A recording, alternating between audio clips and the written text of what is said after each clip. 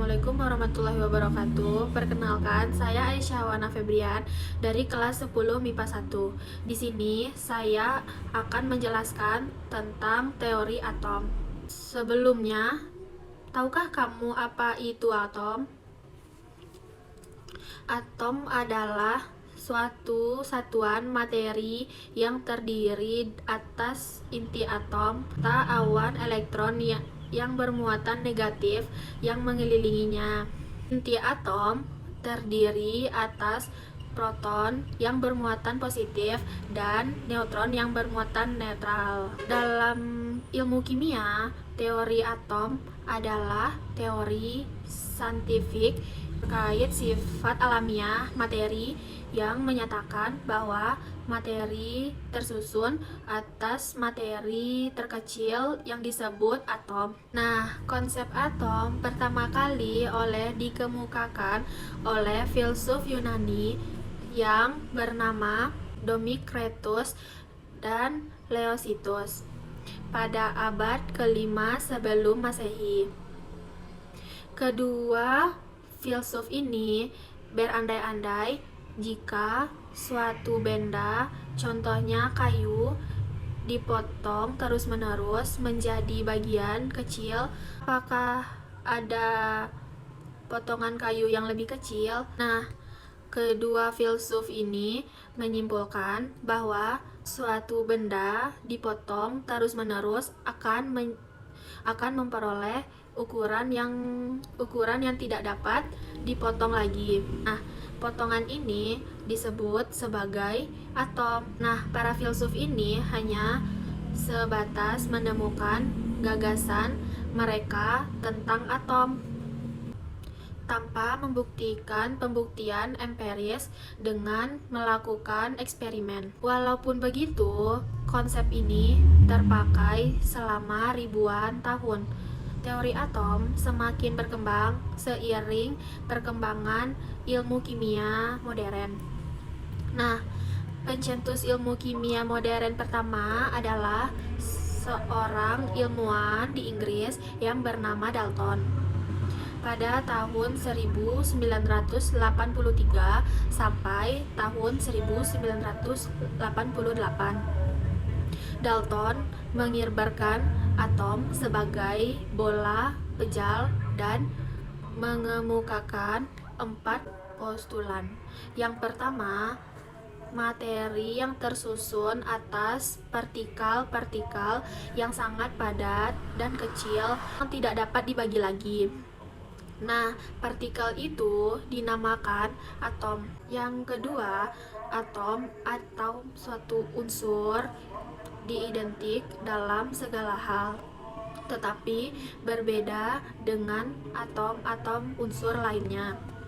Yang ketiga, dalam reaksi kimia terjadi penggabungan atau pemisahan dan penataan ulang dalam suatu komposisi lain. Dan yang terakhir adalah atom dapat bergabung dengan atom lain membentuk suatu molekul dengan perbandingan sederhana. Adapun kelemahan dari teori atom Dalton adalah yang pertama, tidak menjelaskan sifat fisik materi, tidak menjelaskan perbedaan antara satu atom dan atom yang lainnya. Kemudian pada tahun 1987 Thomson menemukan elektron, dan berdasarkan temuannya tersebut, ia kemudian mengajukan teori atom baru untuk menyempurnakan teori atom Dalton.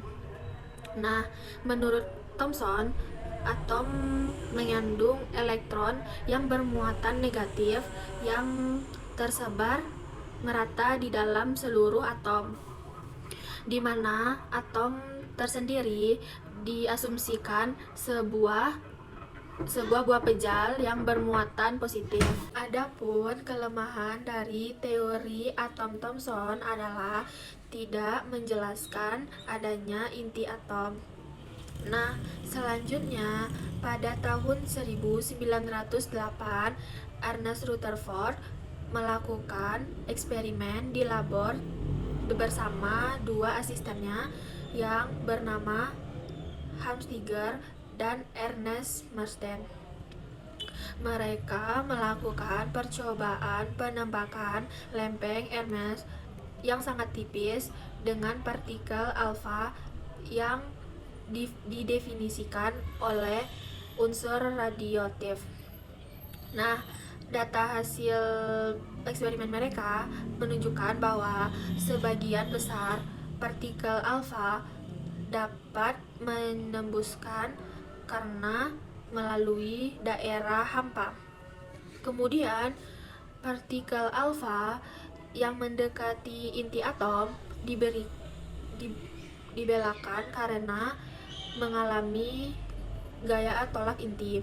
Partikel alfa yang menuju inti atom dipantulkan karena inti atom bermuatan positif dan sangat pasif. Beberapa tahun kemudian, yaitu tahun 1999, Rutherford mengemukakan teori atomnya yang dikenal dengan model atom Rutherford, yang isinya atom tersusun atas inti atom yang bermuatan positif dan elektron-elektron yang mengelilingi dengan muatan negatif. Sebagian besar volume atom merupakan buangan kosong yang masanya terpusat pada inti atom. Oleh karena itu, karena bersifat netral, maka jumlah muatan positif harus sama dengan muatan jumlah negatif. Dan yang terakhir, di dalam atom, elektron bermuatan negatif selalu bergerak mengelilingi inti atom. Nah, kemudian model atom Rutherford ternyata masih memiliki kelemahan, yaitu tidak dapat menerangkan alasan elektron tidak jatuh ke inti, kemudian belum menjelaskan letak elektron dan rotasinya, serta tidak menjelaskan spektrum garis pada garis atom hidrogen. 2 tahun berikutnya, pada tahun 1913, seorang ilmuwan dari Denmark bernama Niels Henrik David Bohr menyempurnakan model atom Rutherford. Model atom Bohr yang dikenal dengan postulat Bohr. Yang pertama, dalam mengelilingi inti atom, elektron berada pada kulit atau lintasan tertentu. Yang kedua, selama elektron pada lintasan stasional tertentu, energi elektron tetap sehingga tidak ada energi yang diemisikan atau diserap. Yang ketiga, elektron dapat berpindah dari suatu kulit ke kulit yang lain. Yang ketiga, tidak dapat menjelaskan intensitas spektrum lebih lanjut. Nah, terus selanjutnya yang dikenal dengan teori atom mekanika kuantum. Nah, teori ini didasari oleh sifat dualisme partikel dan melibatkan beberapa ahli.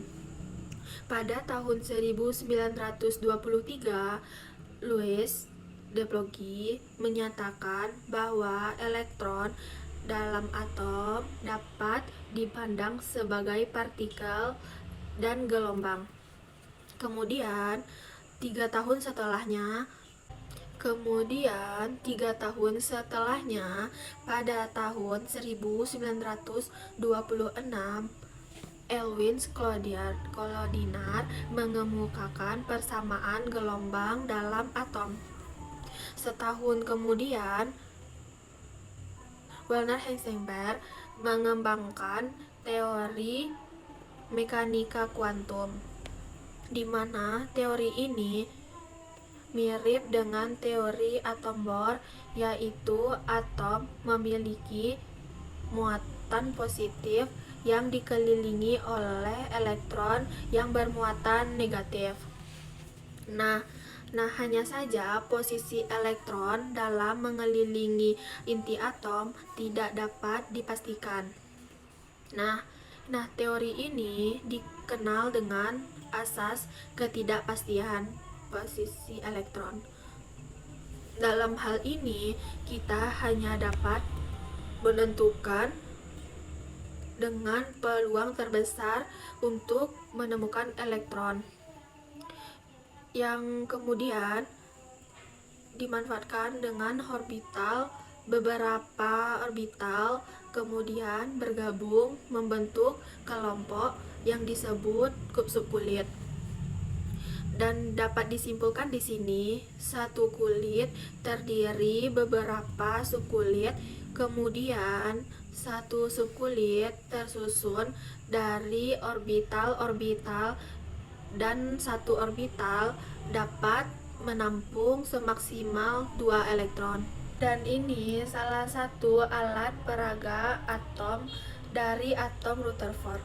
Terima kasih. Assalamualaikum warahmatullahi wabarakatuh.